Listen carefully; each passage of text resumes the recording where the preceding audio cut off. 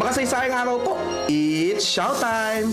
Tulad ng makikita sa study guide na nilikha ni Professor Alvin Campomanes para sa pelikulang General Luna na makikita sa opisyal na Bahay Dagitab o website ng pelikula, ang ilan sa mga linya sa pelikula ay nanggaling sa mga mismong isinulat ni Antonio Luna. Ito ang ikalawang bagsak ng mga tunay na hugot general.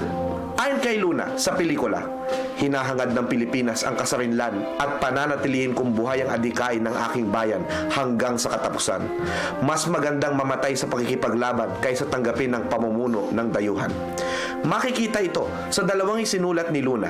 Sa panayam na ibinigay niya sa La Independencia noong May 20, 1899, kanyang sinabi, "The Philippines want independence, and I sustain the cause of my country until the end, in compliance with the oath I made to the flag. Without exaggeration or exaltation, I sincerely confess to you that it is always better to fall on the battlefield than to accept any foreign rule." 3 araw bago siya mamatay, isinulat niya kay Binibining Conchita Castilla noong June 2, 1899, "Hurrah for independence! Hurrah for the Philippines! Better to die than to live under another's domination. Always bearing in mind the promises made over the Bible, I swear to defend till death the independence of my country." Sabi ni Luna kay Joven, "Sabihin mo sa ating mga kababayan na hindi nakakamit ang kalayaan sa pag-aaruga sa kanilang mga mahal sa buhay. Kailangan nilang magbayad at pawis." Sa sulat niya kay Binibining Castillo, kanyang sinabi, "Tell our fellow men that independence cannot be obtained from rose beds with comfort and without the corresponding risk. Independence is attained after a period of fighting, of sufferings, sacrifices, afflictions, and bloodletting." Matapos na magvamonos ala Dora the Explorer ni General Luna sa pulong ng gabinete sa pelikula, sinabi ni Luna sa kanyang mga kasamang opisyal, "Isang malaking karangalan ang ipaglaban ng ating inang bayan. Huwag tayong magdadalawang isip. Adelante, compatriotas, ang magtagumpay o mamatay."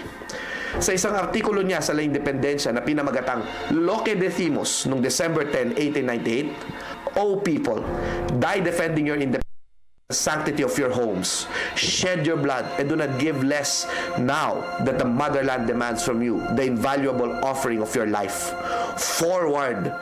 God and men applaud your conduct and consecrate your right. They shall be the impartial judges in this titanic struggle brought about by foreign arms and avaries. Forward! Conquer or die." At sa pelikula sinabi ni Luna, "Kung panaginip lamang ang umasa sa pagunlad, managinip tayo hanggang sa kamatayan."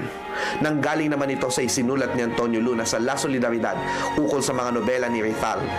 "Accursed is the false generation of the Kapitan Tiagos and Victorinas, a rude flock that thrives on enslavement. If hopes of progress are dreams, let until death comes to us." Managinip na umunlad hanggang kamatayan? Tila isa pala ang diwa ni Andres Bonifacio, codenamed May Pag-asa at Pangulo ng Haring Bayan ng mga Tagalog o Tagailog, at si Antonio Luna, codenamed Tagailog. Ang kabayanihan ay nagsisimula sa pagkakaroon ng pag-asa para sa bayan, sa paniniwala sa bayan. Ako po si Xiao Chua para sa Telebisyon ng Bayan. And that was Showtime.